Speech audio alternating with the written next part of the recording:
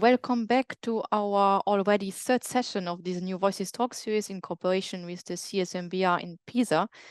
Today our speakers are Benjamin Goldberg and Justin Begley on Margaret Cavendish and the medical establishment. Let me shortly introduce our two speakers. Dr. Benjamin Goldberg is a historian and philosopher of science based in Bulgaria and the USA. His work focuses on European thought during the Renaissance and early modern period, concentrating on the intersecting histories of philosophy and medicine, especially the histories of experiment and expertise.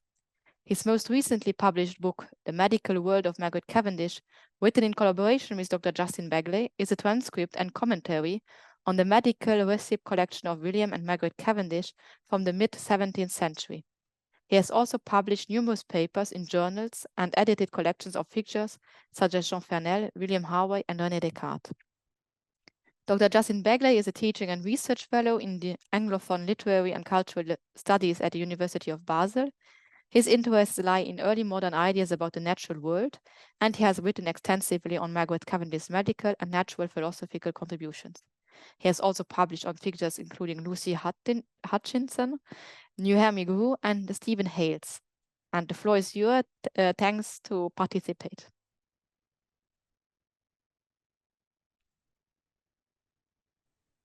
Okay. Well, thank you very much, Jill, for that lovely introduction. Today, Justin and I are going to be splitting up the duties. I'm going to talk for the first half, and Justin will take the second.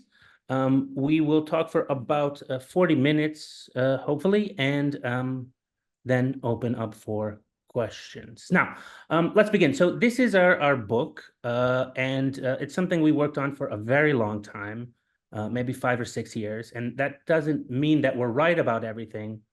It just means that we're probably right about everything. No, it's a extensive transcription of a manuscript held in Newcastle, and is a also commentary and a sort of a historicizing work that describes its connection to other similar works, does a little bit of quantitative survey, and discusses connections to Margaret Cavendish's other works.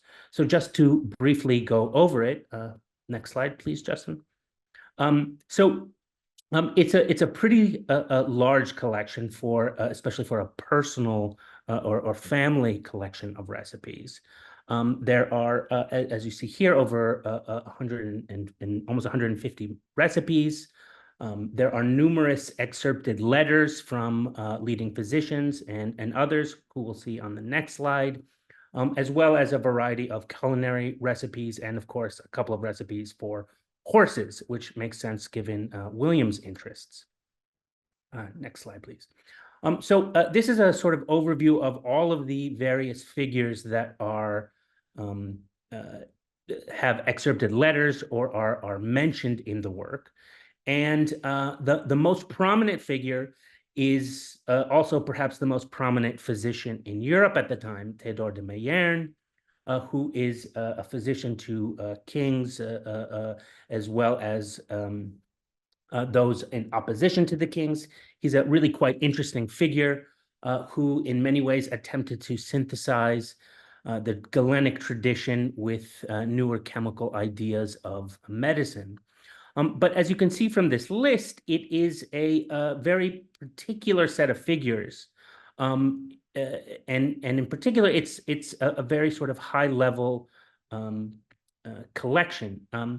Now, we don't have a particularly extensive knowledge of all of the recipe collections, but from what we do know about recipe collections, especially in England, the Cavendish's manuscript is quite different.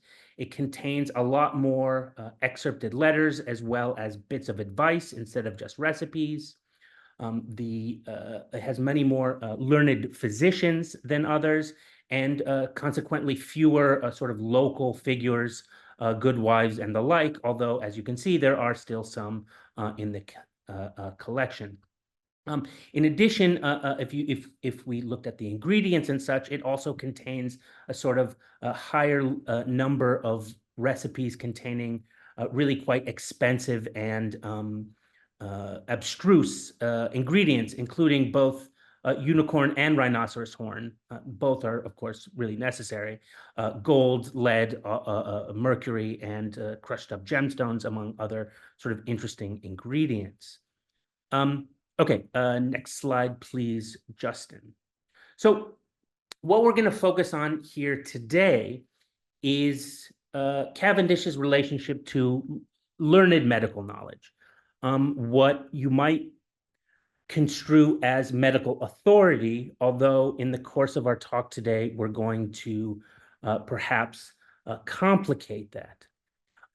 Now, just go back for 1 second, Justin. So one of the things that I wanted to underline before we get started, we're not going to deal with this directly in the talk, but I wanted to mention it as it's something we argue quite a bit in the book, is that according to us, Margaret is a really important figure in the creation of this manuscript.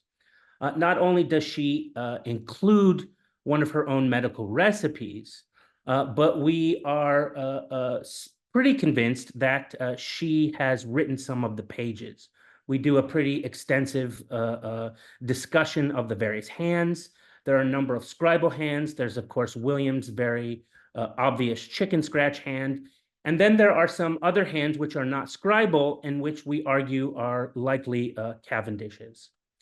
In addition, another piece of evidence that demonstrates her importance in not just the being talked about in the collection of recipes, but being a part of the creation of the collection, is the fact that when she went to England to argue for the returning of William's properties, during this, I think, 2-year period, the collection stops. There's nothing in that period.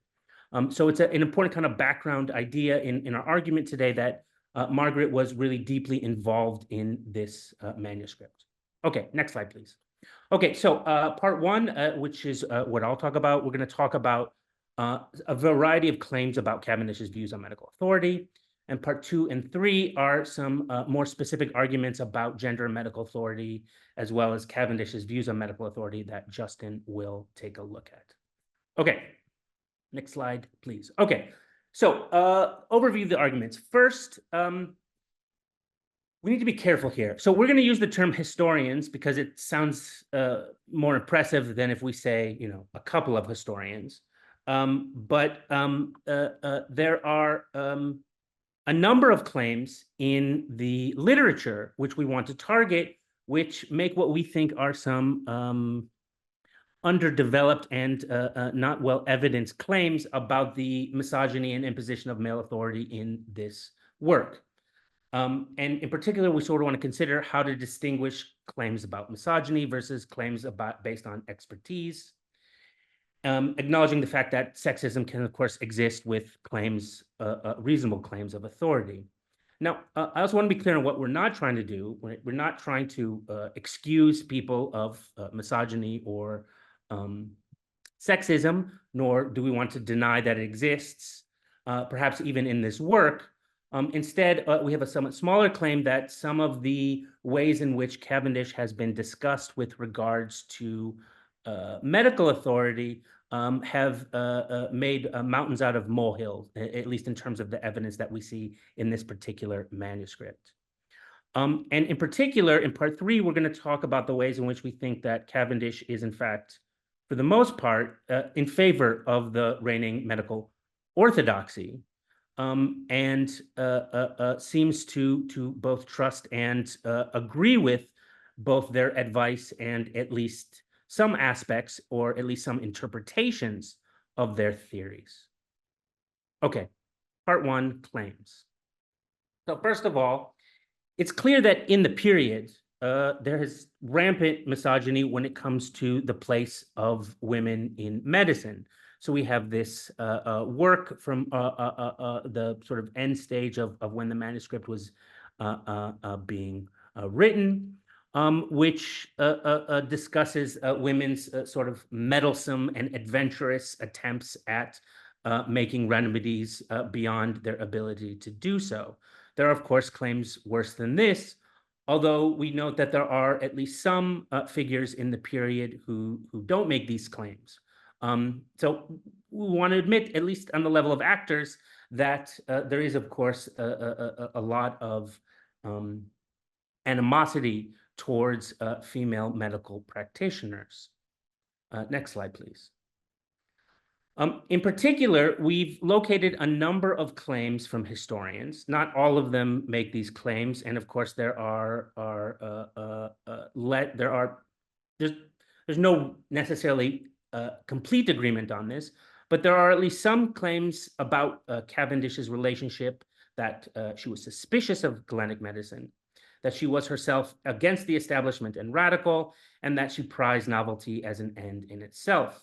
So here we have Hilda Smith arguing that she, in this particular manuscript, evinces a clearly skeptical stance, and Lisa Saracen arguing that Cavendish's aim is in particular originality, and that she opposed some of the doctrines, including those in medicine.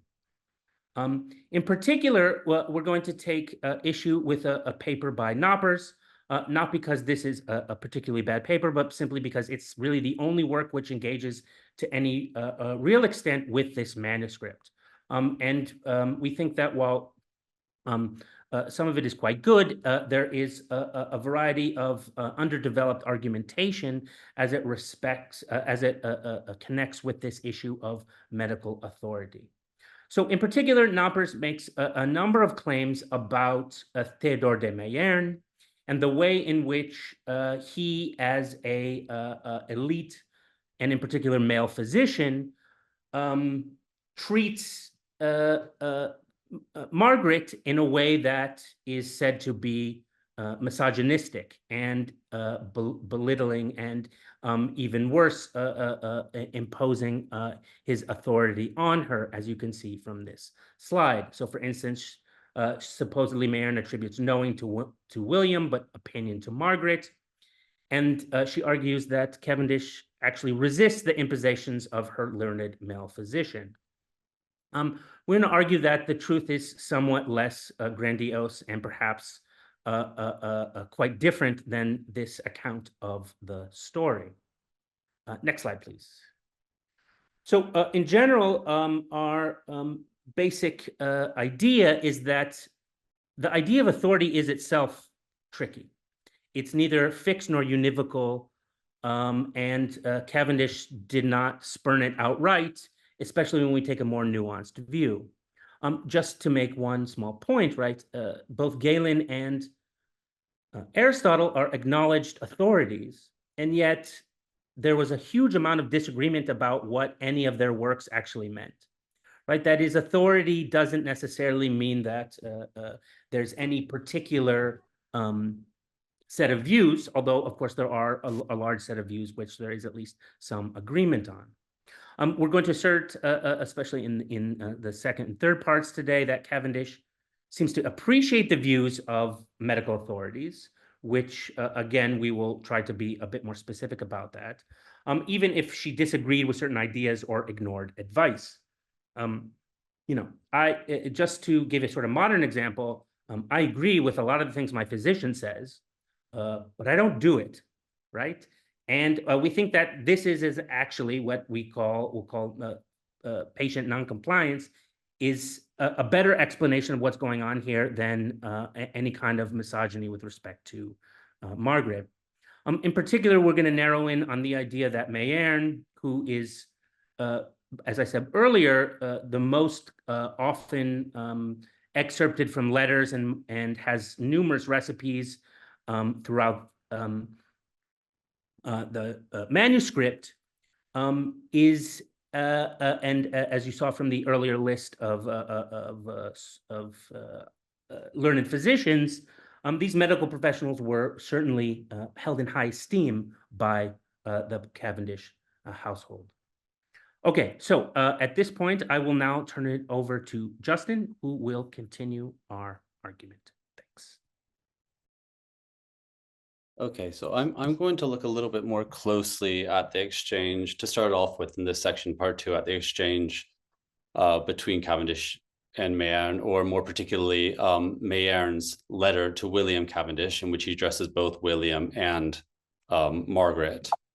And but before doing so, I think to give it a little bit of context and just to sort of continue with what sort of context that Benny was providing, I think it's notable to look at the sort of contrasting pictures that Laura Noppers presents of Mayerne, and that Hugh Trevor Roper in his massive study of Mayerne as Europe's physician presents of Mayerne. So Noppers says that Mayerne stresses his own knowledge of the individual patients as well as displays his book learning by translating the experience of the Cavendishes into medical terminology. Yet anxiety can be glimpsed as, in doing so, he occludes or critiques the role of the patient's own experience and knowledge, particularly when it comes to Margaret. I think this picture of him occluding or critiquing the patient's experience is at odds with the conclusion that Hugh Trevor Roper draws in his much larger study, where he's looked at many of the Mayenne's letters and only mentions really in brief Pw V90. So he uses a lot wider set of manuscript to draw his conclusion. And he writes that although Mayerne was sometimes demanding with his patients, he was so popular, especially among the elite across Europe at this time, owing to the infinite care which he took in treating patients. So you suspect that if he was ignoring the experience of his patients, he wouldn't have been so widely praised or appreciated by so many European elites at that time. Okay, so I think this has all been a bit abstract. We've looked at some of the claims and we've looked at things in broad terms. I think it's good now to sort of delve into some particulars. So I have a couple of quotations here. The first says that, oh, whoops, I'm having a bit of trouble. Can I do this? Okay. The first says that there is no need of any physician to describe a sickness, this is Mayerne writing, if you undertake to do it as it appears by your expressing so well the indisposition of my lady, which is enough known to me, having had formerly the honor to administer physic unto her ladyship. These italics are mine. Then we have another quotation. If you had advised with me sooner, referring to William, after the universal thing I had counseled you, the use of my steel, for many weeks together, which you have so well approved of heretofore, as well as your wife, when she was under my hand, and I am persuaded that both she and you must make that your chiefest remedy for some years together. So I think here we see, okay, in the first quotation, William has evidently relayed to Mayerne what Cavendish's indisposition is. He's said, expressing so well the indisposition of my lady. So obviously, William had written to Mayerne saying what's ailing her, taking into consideration her experience, her symptoms, and he produced a diagnosis based on that experience, the relaying of that experience and those symptoms. And then he also says that they have so well approved of heretofore the cure, in particular the salt of steel, that Mayerne had prescribed. So not only is he taking into consideration her experience, her symptoms, but he's also taking into consideration her preferences when it comes to courses of medical treatment. He's prescribing this course of medical treatment in part because it's a course that has been approved by William and Margaret, and he's seen them previously, and he's seen that they've approved of this. So I think that we can also say here that there's no real difference between the courses of treatment that Mayerne recommended to Margaret and William. Both Margaret and William suffer from hypochondria, or melancholic hypochondria in particular, and he therefore prescribes to both of them the salt of steel, which was more or less a universal remedy, combined with some sort of dietary habits and whatnot. So I think it's very hard to say that that he's making any sort of distinction in his diagnosis or in how much he's considering the ailments or the prior courses of treatment when it comes to William and Margaret. I think this is very similar. And if anything, we see a sort of minor chastisement of William, who Mayerne says should have advised me sooner. So William was supposed to advise him sooner, and he would have provided the course of treatment sooner, which was the better time of year for commencing such a course of treatment. Okay. And so this is just a sort of further continuation. For my lady, she doth far exceed you for the matter of hypochondry. So she has a greater indisposition, but not different in kind. I have had her in cure of that disease heretofore with good success. In the same way I led her then, I would have her go again the next autumn, and so hereafter yearly, soundly courting the steel, which is only capable to do her good in the degree she stands in need of it. So once again, having this course of treatment, pre-established, pre-tried, that's appreciated. And so I think there are a few things that we can discuss about Knopper's claim in particular when it comes to these passages.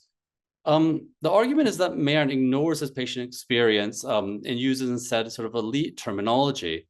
But I think that this is a sort of false dichotomy, because of course a physician can use specialized medical terminology while simultaneously heeding the needs of a patient, heeding what their symptoms are, appreciating their experiences. There is a sort of translation that occurs, but I think this is sort of expected of a physician.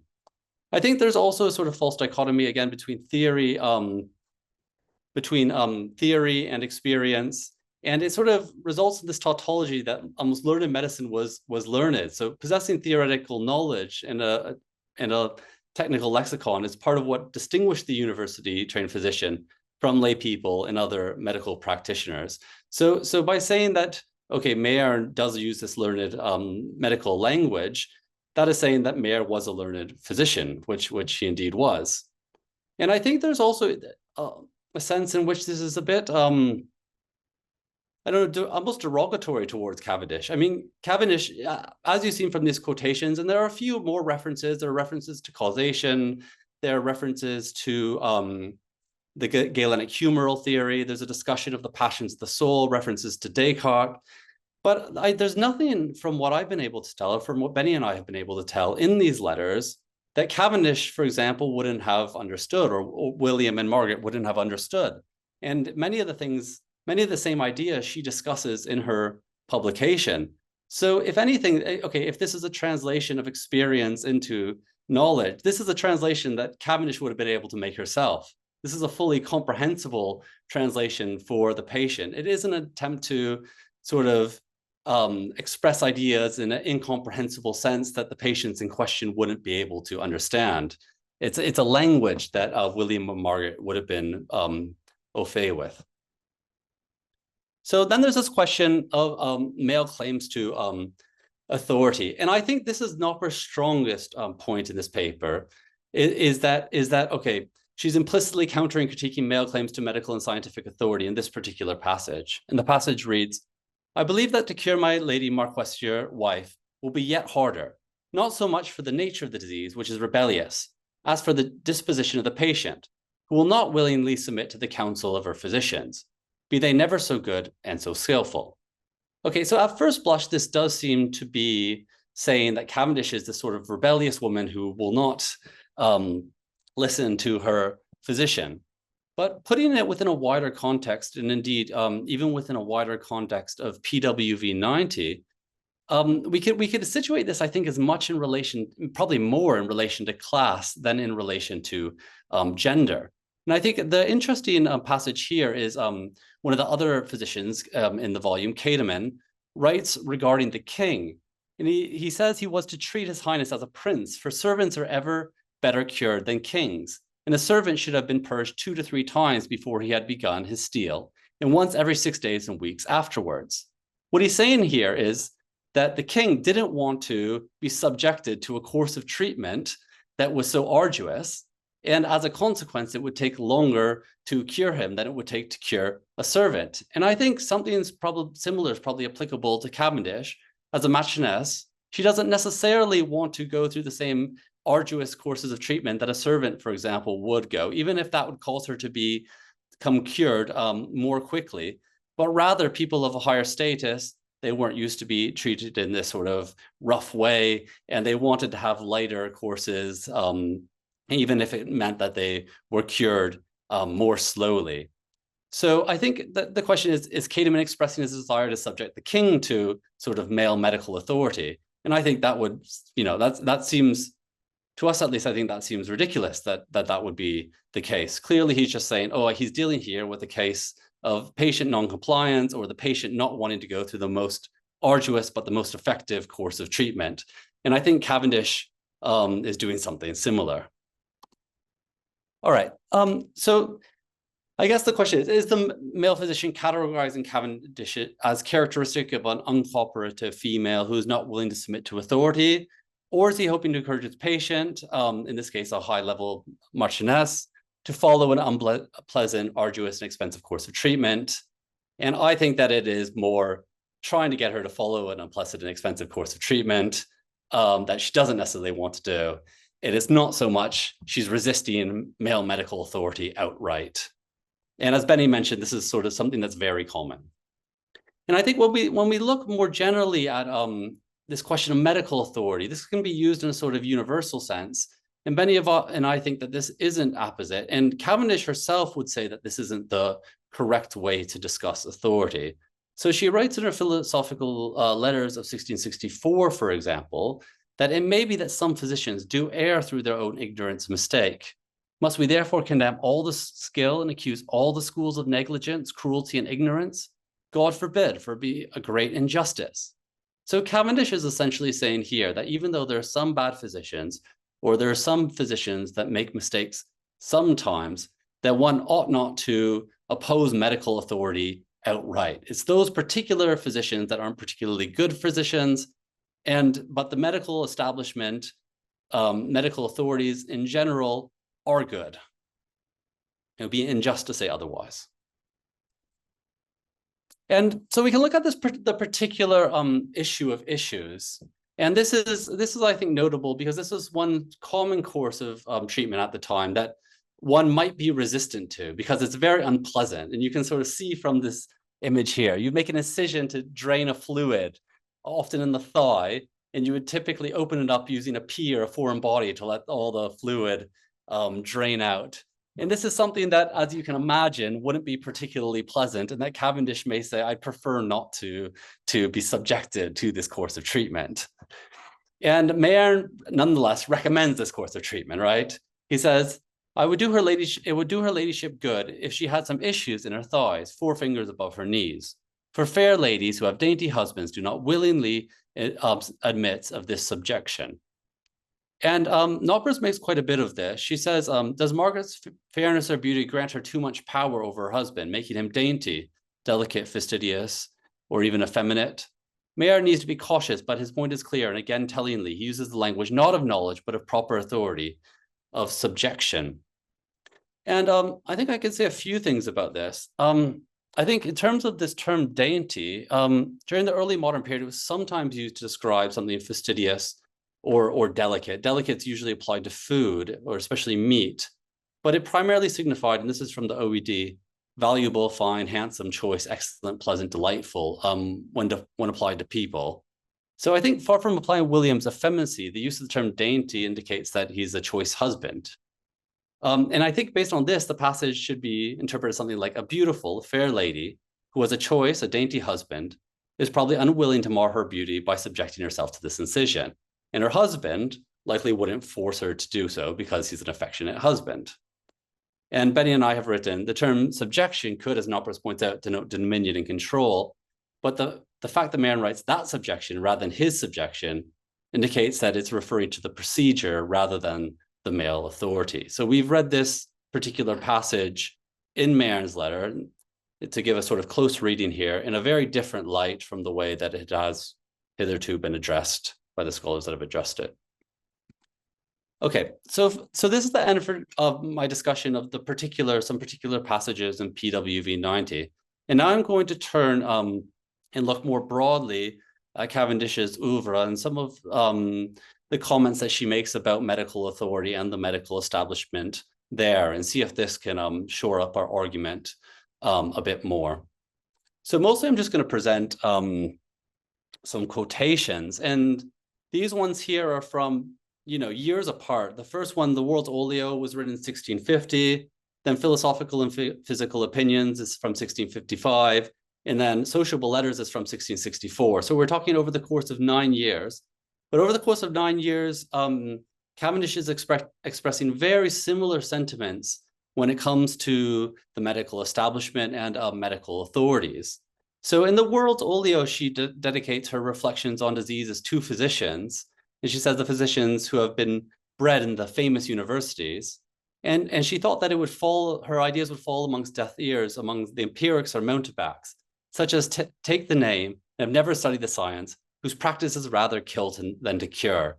So she distinguishes here clearly between the learned physicians, those that have been trained at the universities, and the mountebanks and empirics who aren't learned and who kill people. So then in philosophical and physical opinions, we get an epistle to all learned physicians.